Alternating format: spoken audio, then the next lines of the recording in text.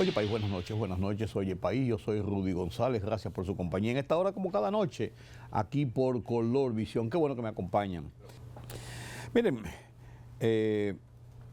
hay que esperar el presidente de la República de regreso de Francia, después de un viaje rápido a participar en la reunión especial de la OCA, ¿cómo se llama?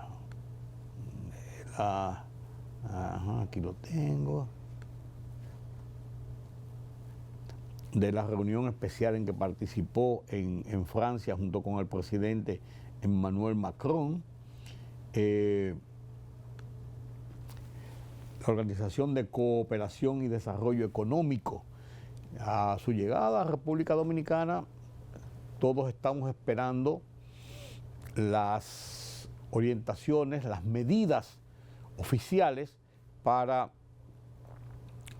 ya enunciadas en cierto modo por el presidente Luis Abinader en el discurso del domingo pasado a la nación, para ver la implementación de una serie de medidas para enfrentar los efectos de los aumentos drásticos en los precios del petróleo. Estamos en las puertas de la Semana Santa, desde el domingo de Ramos, hasta el domingo de Resurrección, este domingo de Ramos, y es la Semana Santa, una serie de medidas en este sentido. Y es importante hablar sobre el desafío del Congreso Nacional en torno a la decisión del Tribunal Constitucional sobre las candidaturas independientes. Yo quiero insistir en esto. La crisis entre Irán, Estados Unidos, Israel, mantiene patas arriba al mundo, ya con los efectos directos que pesan sobre las economías mundiales por la situación de los precios del petróleo. Y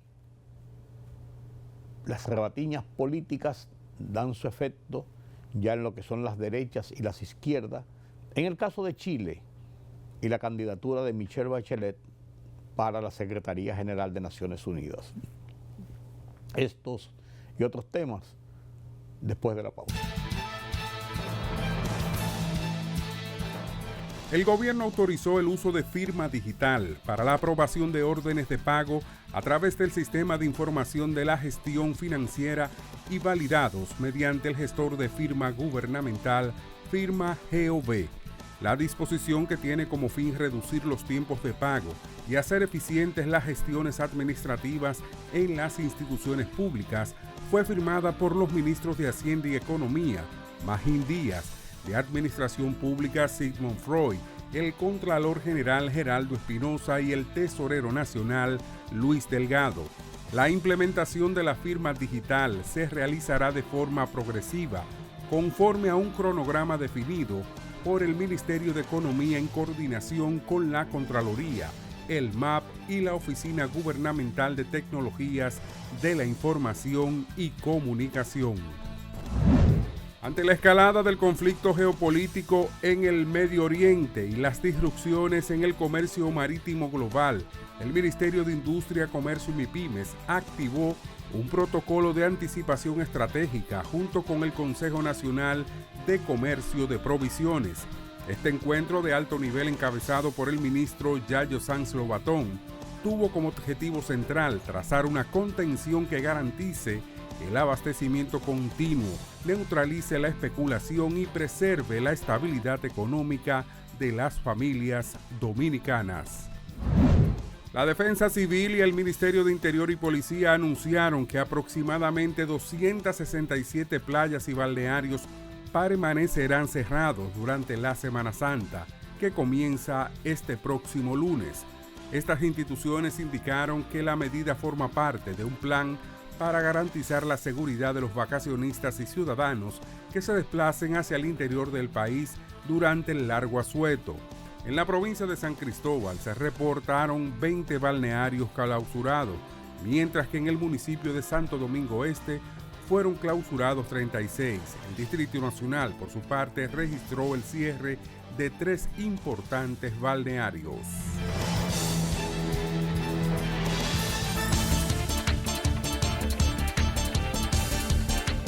Irán y Estados Unidos endurecieron sus posiciones mientras la diplomacia destinada a alcanzar un alto al fuego en la guerra en Oriente Medio parecía flaquear. Teherán tomó medidas para formalizar su control sobre el crucial estrecho de Hormuz, mientras Washington se preparaba para la llegada de más tropas a la región, que podrían desplegarse sobre el terreno en la República Islámica. En Israel, las sirenas advirtieron de andanadas de misiles iraníes entrantes y en Emiratos Árabes Unidos se reportó que 2 personas murieron y 3 más resultaron heridas por la caída de metralla tras la interceptación de un misil sobre Abu Dhabi este jueves. El presidente de Estados Unidos, Donald Trump, cargó contra los países de la OTAN, asegurando que nunca olvidará que no hayan intervenido en la guerra de Irán y lanzó un nuevo ultimátum a los negociadores de Irán para que se pongan serios pronto, antes de que sea demasiado tarde. Los países de la OTAN, que no han hecho absolutamente nada para ayudar en Irán, una nación desquiciada que ahora se encuentra militarmente destruida. Estados Unidos no necesita nada de la OTAN, pero nunca olviden este momento tan importante, escribió el mandatario en letras mayúsculas en su red social Truth Social. El líder norcoreano Kim Jong-un y el presidente de Bielorrusia Alexander Lukashenko firmaron hoy en Pyongyang un acuerdo de amistad y cooperación entre ambos países, según informó el servicio de prensa del jefe de Estado bielorruso. Alexander Lukashenko y Kim Jong-un firmaron el acuerdo de amistad y cooperación entre la República de Bielorrusia y la República Popular Democrática de Corea, indicó el departamento de prensa bielorruso en Telegram. Política, economía, sociedad.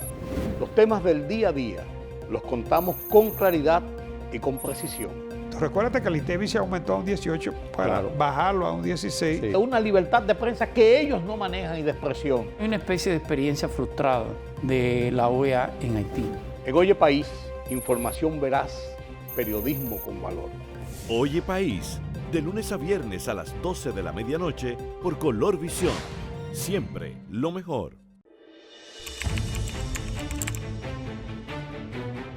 Periodismo de investigación, columnas, opinión, análisis, reportajes de fondo. Hora por hora, una completa plataforma multimedia. Periodismo con valor. Noticias horaporhora.com.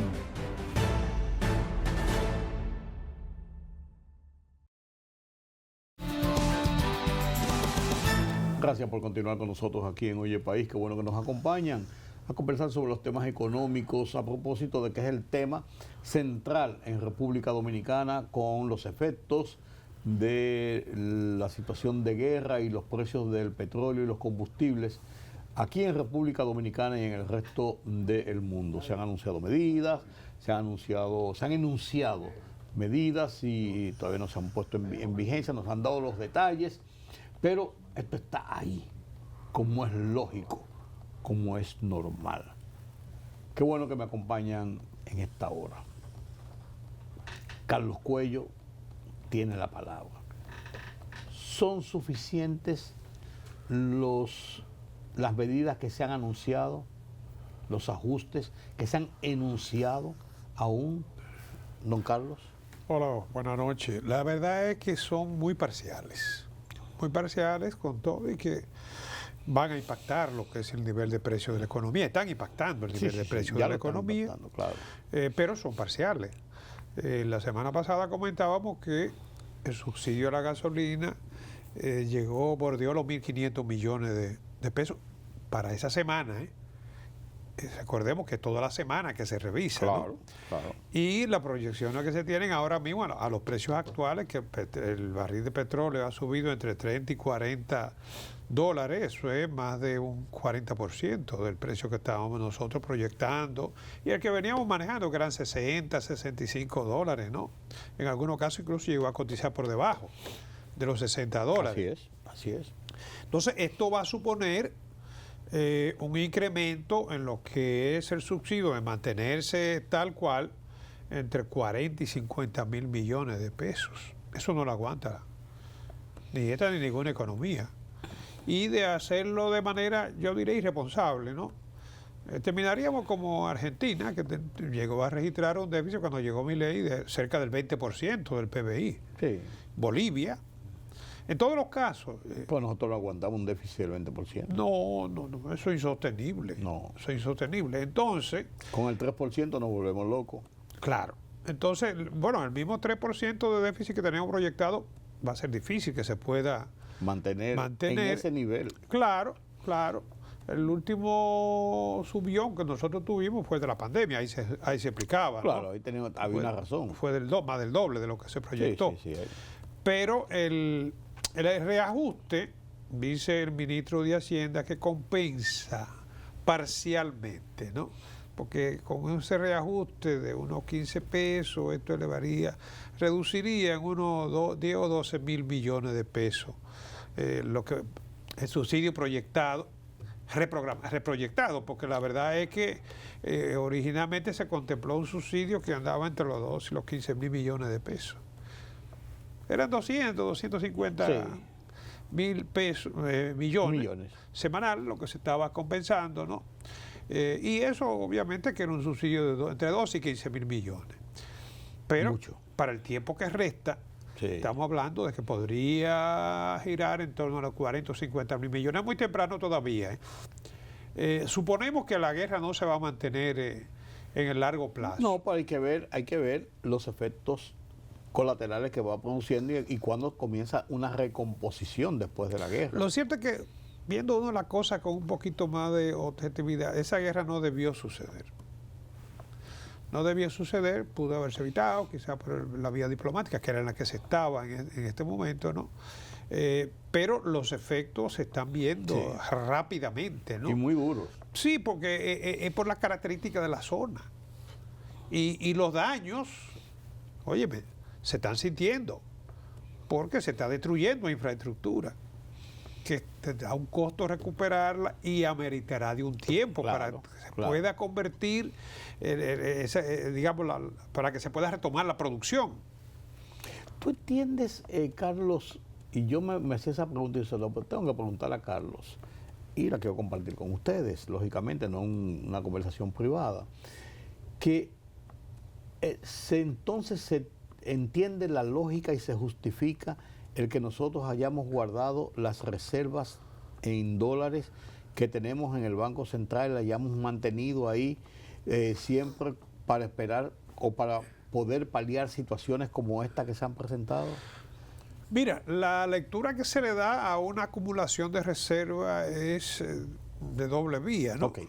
Hay quienes entienden que una acumulación de reservas es una liquidez que tiene un alto costo de oportunidad.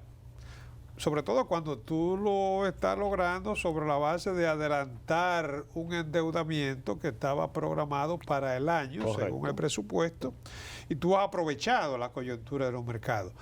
¿Hasta qué punto fue o se podría considerar como muy habilidoso buscar ese financiamiento en la coyuntura en que tú tienes los mercados a tu disponibilidad?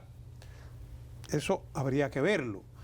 Yo creo que no es lo mismo tú salir a colocar instrumentos financieros ahora, en estas condiciones de incertidumbre, que picar adelante. Claro, es elemental, claro. Entonces, tener la disponibilidad de reservas sí tiene un costo de oportunidad, es cierto, porque tú tienes una liquidez y por el otro lado te estás manejando un déficit. O sea, la manera de tú eliminar el déficit o reducir el déficit o el endeudamiento sería dejar la reserva en cero o reducida al mínimo, ¿no? Pero no sabemos cuál podría ser la reacción de los mercados ante un país que tiene, como ya lo hemos visto en los países vecinos, y nosotros también lo hemos experimentado, ¿no?, que tiene unos niveles de reserva que no son ni siquiera mínimos para poder estabilizar su moneda o el tipo de cambio, ¿no? Entonces eso siempre va a dejar un margen para la discusión. Sí.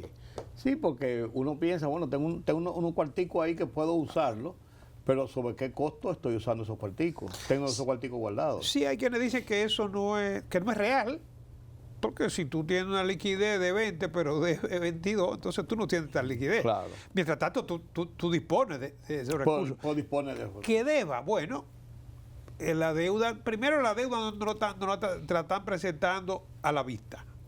Eso habría que ver, el perfil de la deuda. Claro. Porque tú tienes liquidez ahora, pero tu deuda está programada para los próximos 5 o 10 años. Entonces tú puedes jugar con eso. Pero si te la piden y te dicen, la semana que viene tienes que buscarme los cuartos. Exacto. Exacto. O sea que tiene su explicación desde el punto de vista financiero. No quiero decir que se justifique, pero...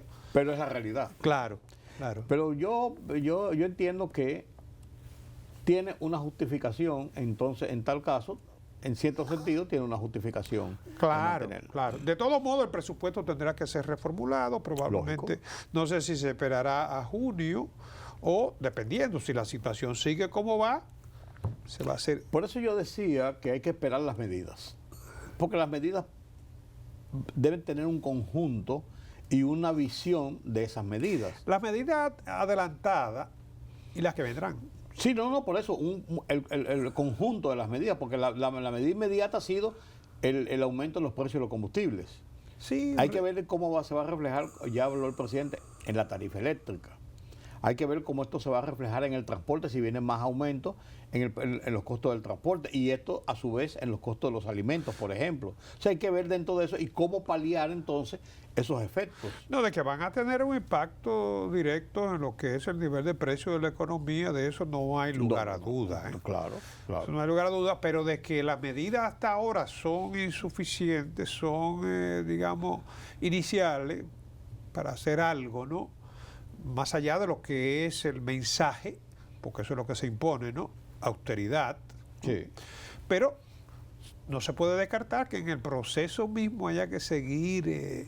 y ajustando. Sí, esa es la realidad. Porque además de eso, no depende de nosotros, porque no es una situación estática. Es una situación dinámica y en progreso. Para nada. Y todos los indicadores son de que los precios se van a disparar, no solamente a nivel local, sino en la economía global. Así es. Pero tú planteabas que las exportaciones continúan aumentando pese a esto. ¿Y quién está comprando? Hasta ahora, bueno, todavía fíjate que estamos hablando de febrero.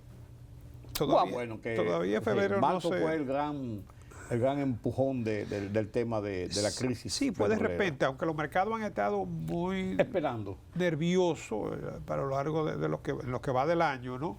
Pero con la situación ya definida de esta guerra, que está allá en el mes de marzo, al principio, sí, ¿no? Sí. Entonces ya ahí cuando los efectos se han venido a sentir. Fíjate que entre enero y febrero las exportaciones nuestras aumentaron, se situaron en 2.290 millones.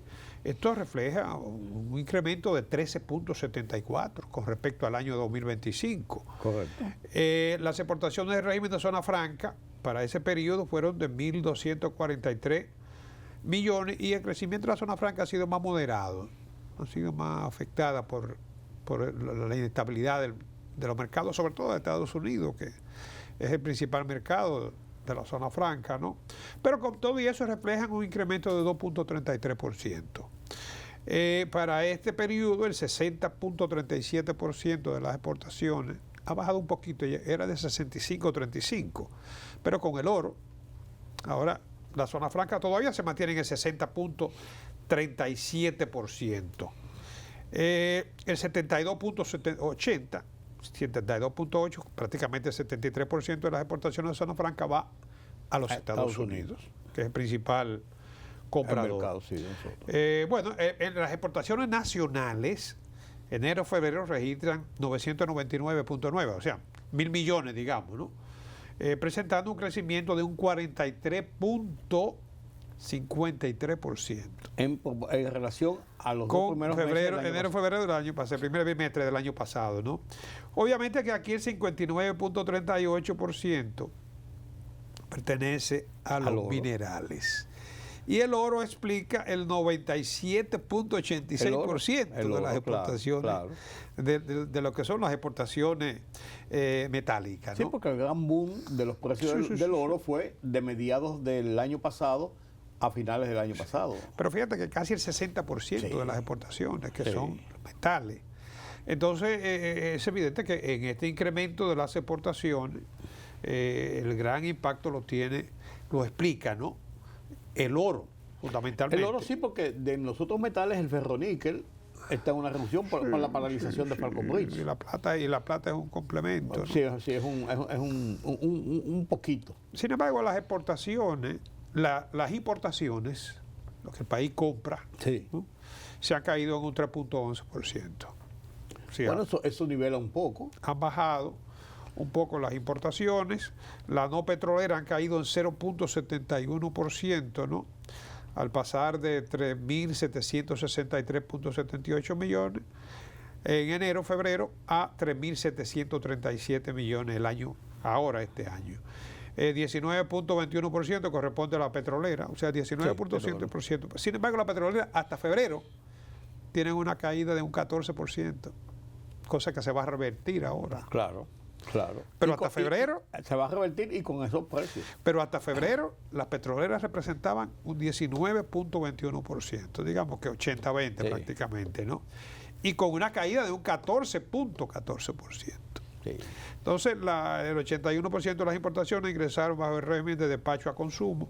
Y la zona franca, y esto es un dato muy importante, las importaciones de zona franca apenas representan el 17.47%.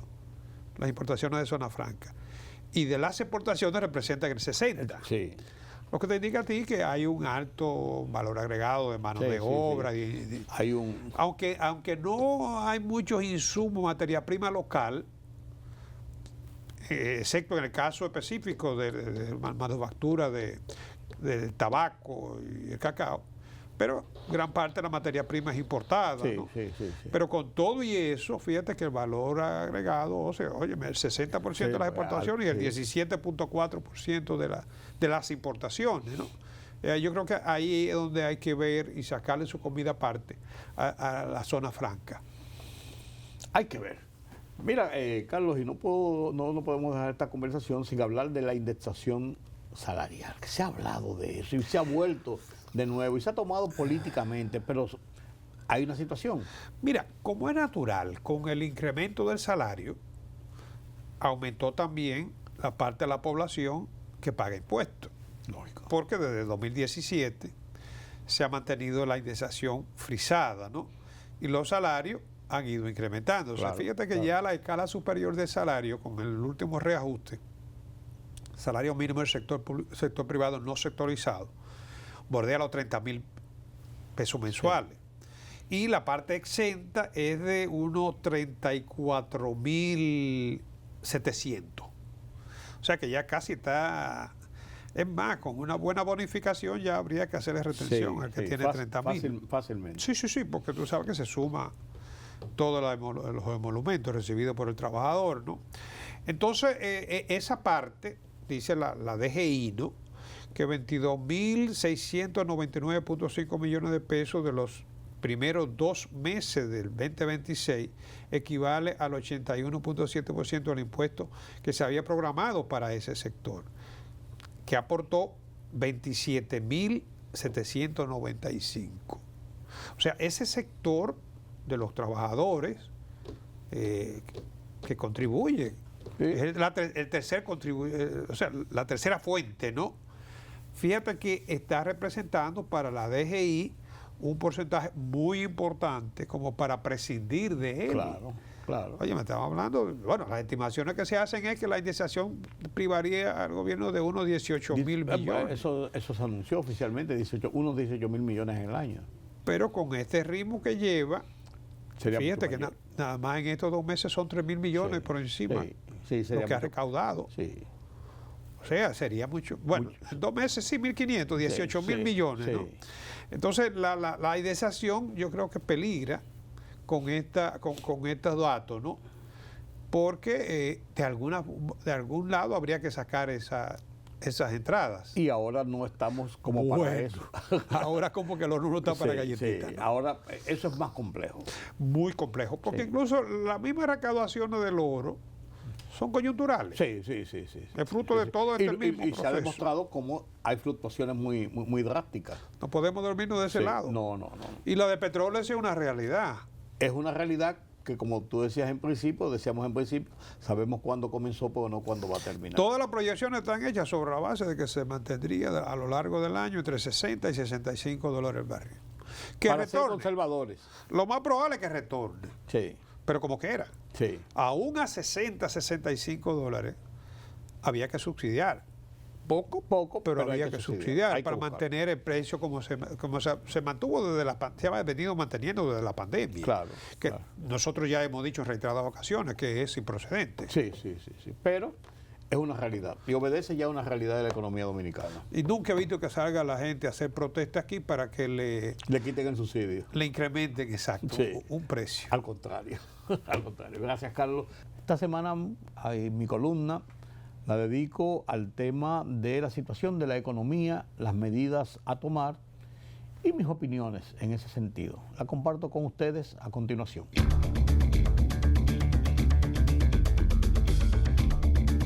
La crisis económica del mundo, a consecuencias de la guerra en Oriente Próximo, es una realidad y la República Dominicana no está exenta de ella. Por el contrario, como una economía sujeta a los vaivenes económicos internacionales, en este caso específico por los precios del petróleo, sufrimos los embates de la controversia. El presidente Luis Abinader ha enunciado en un discurso a la nación el domingo pasado una serie de medidas a aplicarse en el país para torear la crisis con el menor daño posible.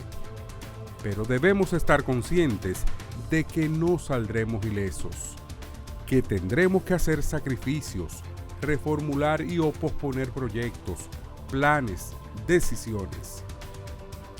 El que tengamos una economía en desarrollo progresivo, con estabilidad pese a sus alzas y bajas, a sus sofocones, nos ayuda a enfrentar el mal tiempo sin sucumbir. Las reservas de los ingresos anuales de divisas, más de 46.000 millones de dólares en 2025, representan una relativa tranquilidad en el estado de incertidumbre que vive el mundo y nosotros en estos días. Se oyen voces, sin embargo, de agudas críticas al gobierno por haber hecho o dejado de hacer esto o aquello, pero sin aportar ideas ni soluciones. Solo criticar por criticar, algo propio de hipócritas. Palos y bogas, palos si no bogas. Esta situación que atravesamos, que apenas se ha iniciado pero que no sabemos cómo ni cuándo concluirá, requiere del concurso de todos, porque todos sufriremos de una forma u otra de las consecuencias de la crisis. Ahora, hay que esperar las medidas específicas del gobierno. Por lo que ha hecho el presidente es un enunciado de áreas que recibirían parte del impacto de la situación. La experiencia que nos dejó la pandemia, salvando la magnitud de ese caso que nos afectó a todos, al mundo, con un cierre total de todo y de todos, siendo de los que menos lesionados salimos aún con unos 4.400 muertos, nos permite apostar a que tenemos las suficientes garras, experiencias, decisiones para enfrentar el impacto de esta crisis. Apostemos a las decisiones oficiales de Estado. Apoyemos las medidas como nación, como sociedad pujante y decidida, porque estoy convencido de que, como hemos hecho en la generalidad de las adversidades en el pasado, seguiremos trillando el sendero del desarrollo, la estabilidad, el progreso, que con virtudes y defectos hemos logrado. Las voces agoreras serán siempre eso, aves de mala suerte, y estarán ahí, seguirán ahí, propalando desastres, enseñando el refajo, reflejando el porqué de sus propias desgracias.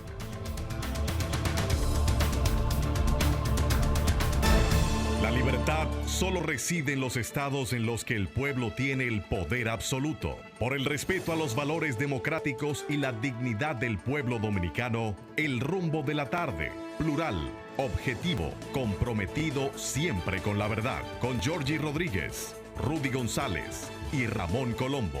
Los poderosos ya están en el aire.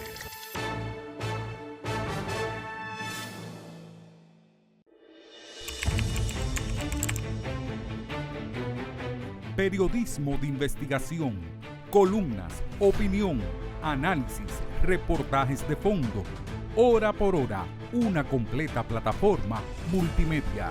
Periodismo con valor. Noticias horaporhora.com.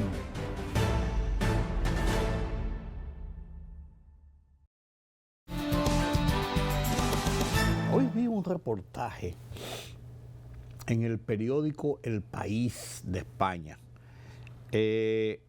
sobre la obra de teatro que se está presentando en Nueva York, sobre Yulisa Reynoso. Una obra espectacular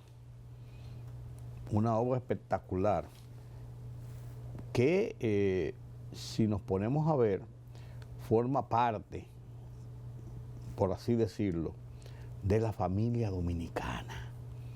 Usted me dirá por qué. Una obra que retrata de cómo esta muchacha, Yulisa Reynoso, nacida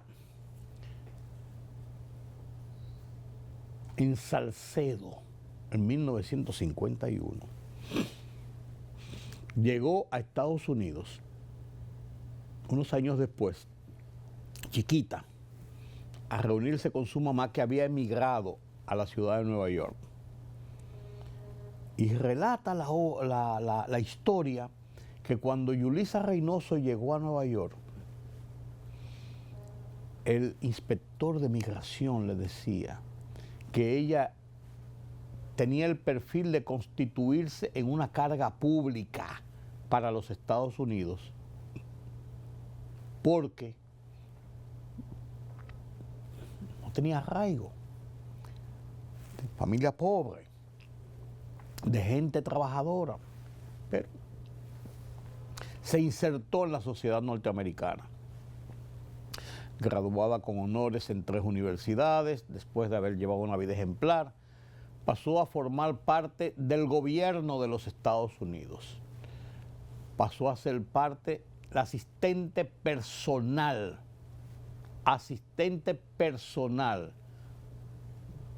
de primera línea de Hillary Clinton, cuando era primera dama. Y después, cuando ella se lanzó a la candidatura, Hillary Clinton, y perdió a la candidatura presidencial frente a Obama, ella siguió con Hillary Clinton. Cuando Hillary Clinton pasó a ser, ella se tiró un poco, pero estaba ahí siempre con unos contactos con ella. Cuando Hillary Clinton pasó a ser secretaria de Estado, o sea, la canciller, tercera figura en los Estados Unidos, en el Estado de los Estados Unidos, Hillary Clinton llamó a Yulisa Reynoso de nuevo: ven aquí conmigo, aquí te quiero conmigo. Y en el gobierno del presidente Joe Biden, Yulisa Reynoso fue nombrada embajadora de los Estados Unidos en España, después de haber servido en muchísimas posiciones como enlace para la región del Caribe y Latinoamérica, para el Departamento de Estado, para el gobierno de los Estados Unidos. Esa Yulisa Reynoso Orgullo dominicano. India oscura, cabello crespo. Una mujer de mucha visión. Una mujer menuda, pequeña, pero con una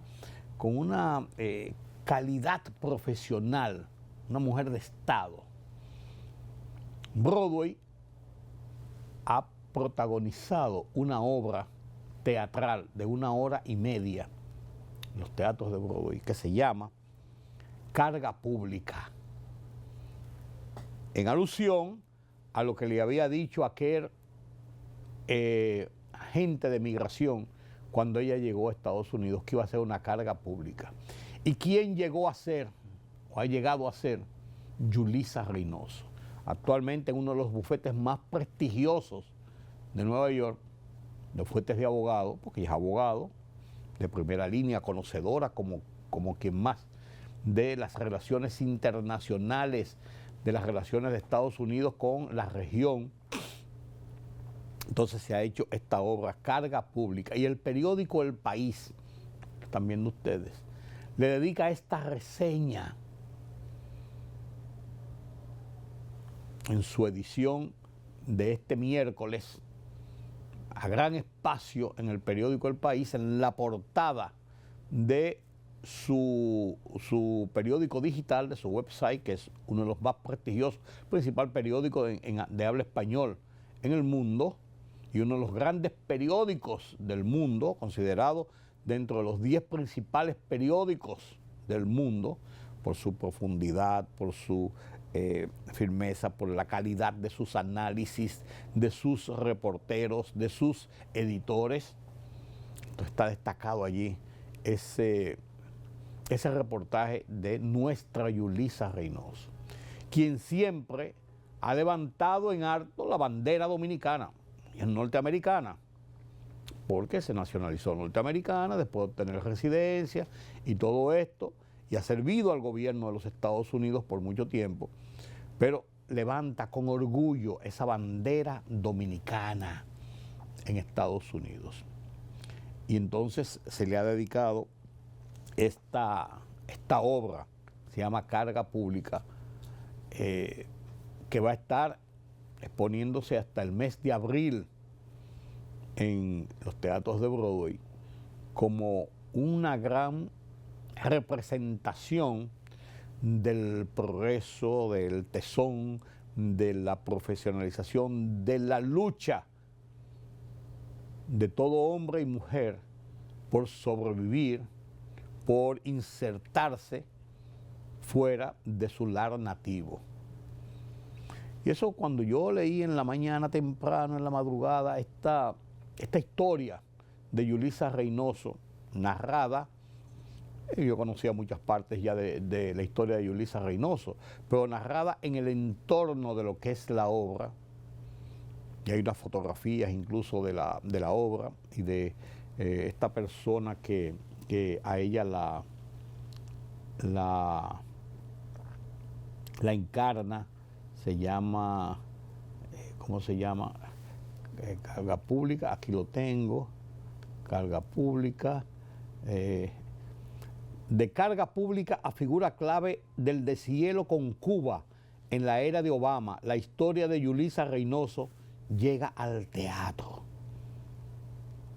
Carga Pública, la primera obra sobre la vida de la abogada dominicana y ex embajadora de Estados Unidos en España, podrá verse en Public Theatre en Nueva York hasta el 12 de abril. Y ahí hay fotos de todo esto. Aquí la puesta en escena, déjame ver cómo se llama la joven.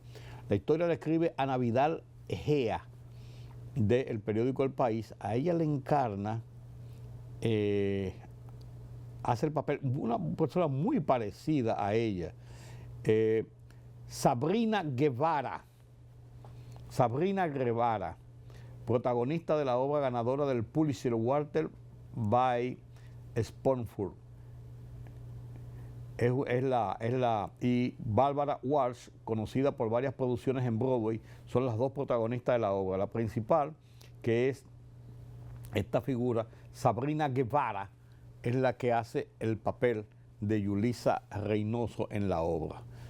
debemos sentirnos orgullosos. Y vuelvo y digo, aplaudir en lo que vale ese nombre, en lo que vale esa persona, en lo que vale ese ejemplo. Yulisa Reynoso, nacida en Salcedo, una figura en el aparato de poder de los Estados Unidos. Los aumentos de los precios de los combustibles que se registraron en las 2 semanas previas son un indicativo de hacia dónde tiene que apuntar necesariamente la situación de la economía dominicana para enfrentar lo que es el impacto de los aumentos de los precios del petróleo, que va fluctuando.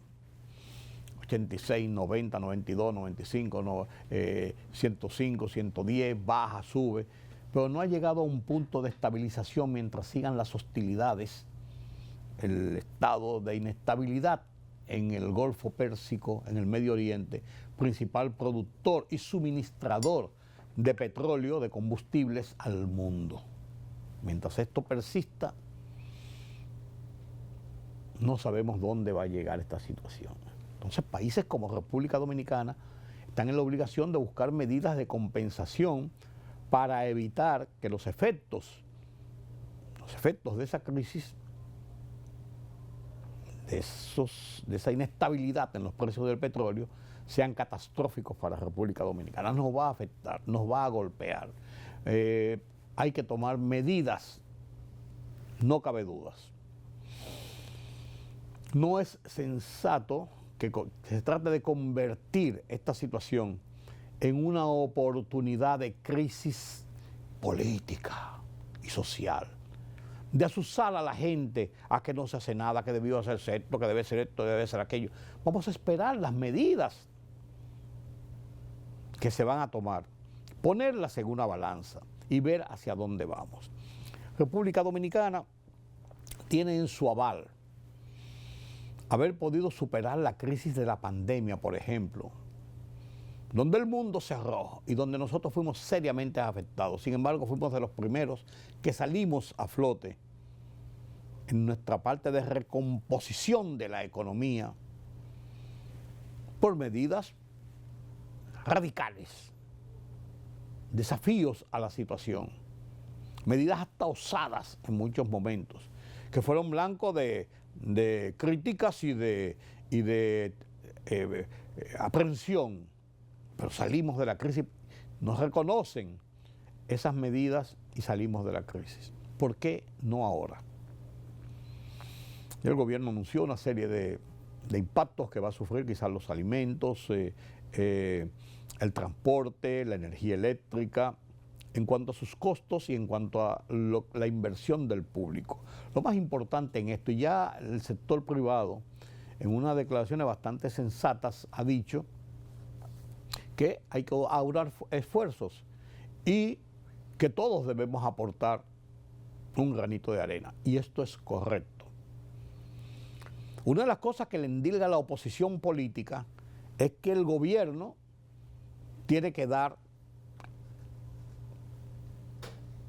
la imagen, el ejemplo, restringiendo el gobierno, controlando todos los gastos, para entonces pedirle a la población que también haga sacrificios. Yo creo que sí que es un sacrificio de todos. Vamos a esperar las medidas, a ver en qué medida realmente, repito la frase, esto se puede concretar.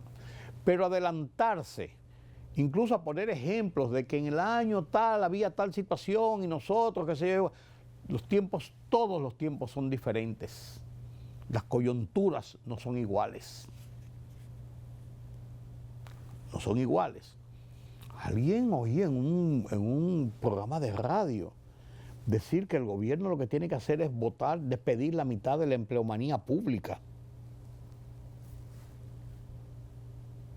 Usted se supone que echen a la calle 250.000, 300.000 personas. Y la crisis en el desempleo que se armaría en el país y la situación de desasosiego social que esto provocaría. O sea, no se puede hablar a la tonta y la loca, porque es muy cómodo desde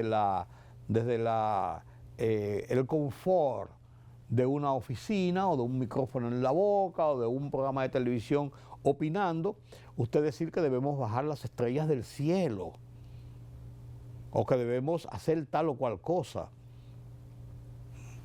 Vamos a hacerlo, vamos a ver los resultados, vamos a ver las consecuencias. Entonces no se puede ser, como diría yo, inconsecuente, para no usar la palabra que debería usar y que encaja aquí.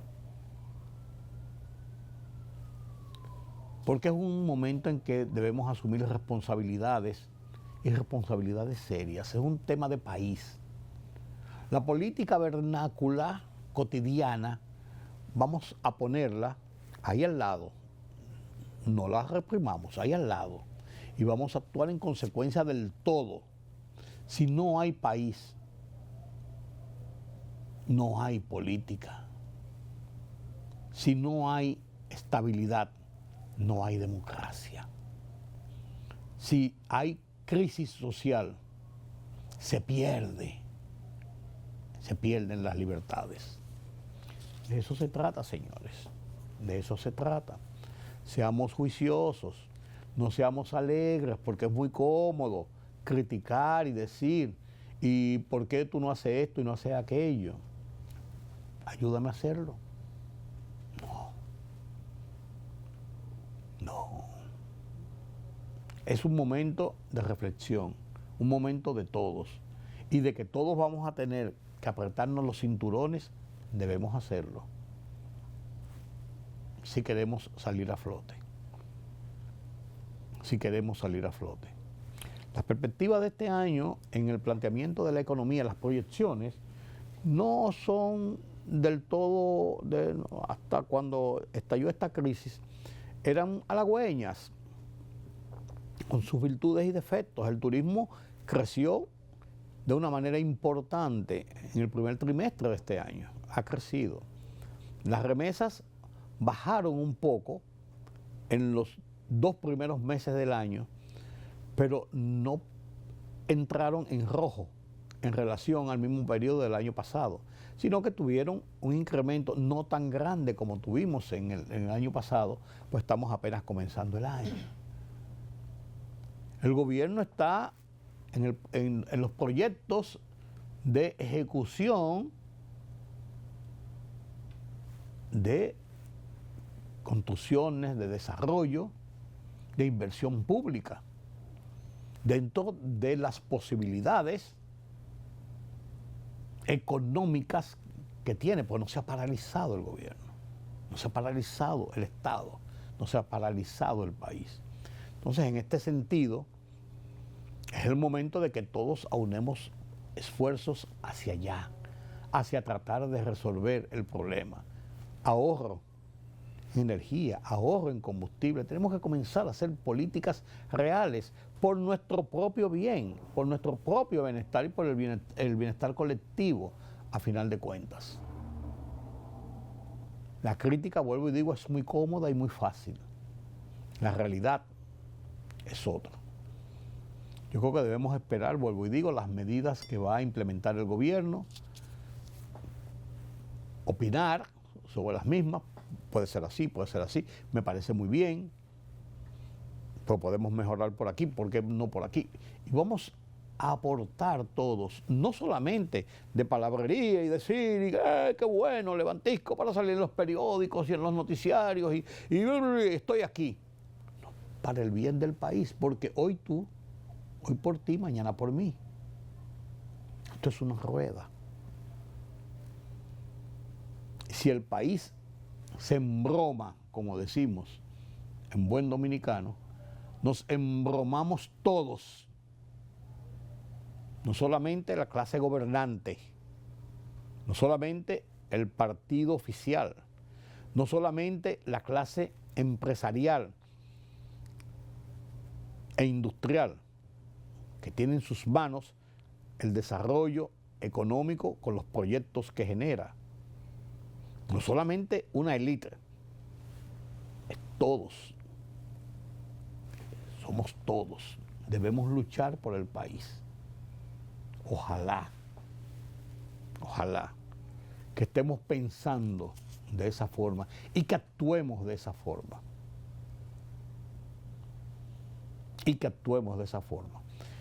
El tema no es dominicano. Ustedes cogen los periódicos y ven cómo en América Latina, para no ir más lejos, en la región caribeña, en América Latina, están los controles y las medidas restrictivas propias de los países para poder enfrentar esta situación.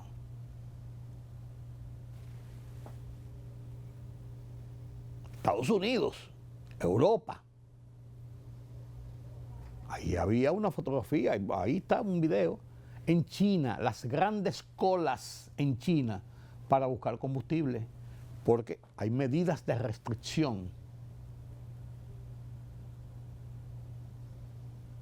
Es un momento de apretarnos los cinturones, todos, y aunar esfuerzos.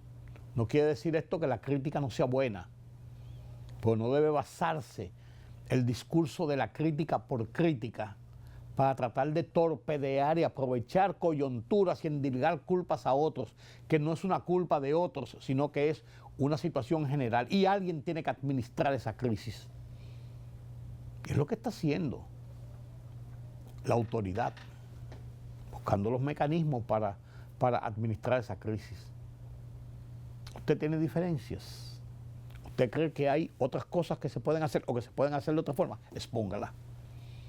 Pero no, porque yo, que en tal época, y que por qué fulano de tal no hizo esto, no hizo aquello. ¿Cómo hay que hacerlo? Vamos a cruzar brazos. Eso manda la situación. La demagogia no lleva a ningún sitio. Después se ven desnudos y no saben por qué. Así es la situación. Gracias por su compañía en esta hora. Yo soy Rudy González. Nos vemos mañana nueva vez aquí en Color Visión. Pasen un feliz resto de la noche.